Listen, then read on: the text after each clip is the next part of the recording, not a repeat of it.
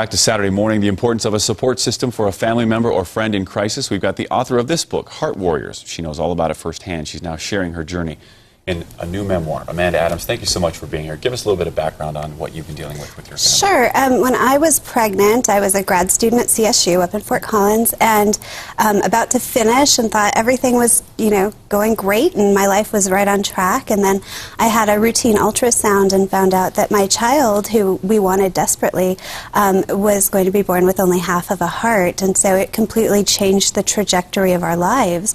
We went from being typical 20-something expecting parents to being basically advocates, health advocates, and it really has changed my life in huge ways. Besides writing the book, I founded 2 nonprofit organizations that help families and fund research. And how long did it take you to write the book, and when did you decide to do that?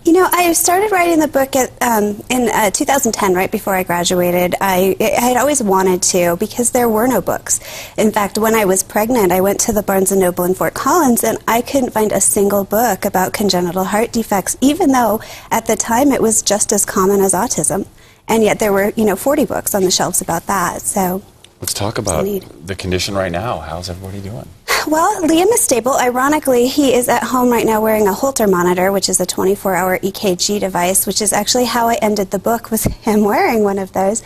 And so history is repeating itself, but the device is really a test. We know he'll have to have a 13th heart surgery to put in a pacemaker, and so the test right now that he's going through will either lead to that in the coming month, or we will do the test again and again and again. We just know it's inevitable. It's just a matter of timing it so it's the least intrusive and least dangerous for him. We know Children's Hospital in Aurora is fantastic, but wonderful. Anytime you deal with this many surgeries, you're going to have some issues and troubles. What are some of the lessons there you learned about? The lessons I've learned is if your child is acting differently, say something. When Liam was acting very strangely after his 4th open heart surgery, I knew he wasn't right, and what ended up happening was that he actually had an infection that nearly took his life, and the doctors were very responsive, but I really had to, bring up that he was not himself. And so only a parent knows what a child's personality is really like. So you really are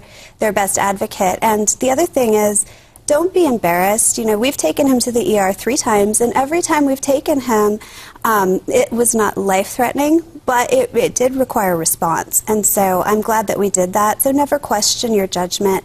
You're the only exactly. Go with your instincts. That's what moms are for. That's right. Amanda Adams, really appreciate it. And you've got a book signing today in Colorado Springs if folks want to join you? Yeah, at 2 o'clock at the Barnes & Noble at the Citadel, and also families in Colorado who have children with congenital heart disease, we have a heart walk on August 25th at the Children's Hospital. Oh, that'll be great in Aurora. In Aurora. And is that a 5K, 10K? It is a 5K walk. Okay. And we hope to have at least 500 people this year. Sounds great. Amanda Adams, thank you so much. Heart Warriors, the book. Good luck to you and your son, Liam. Thank you so much.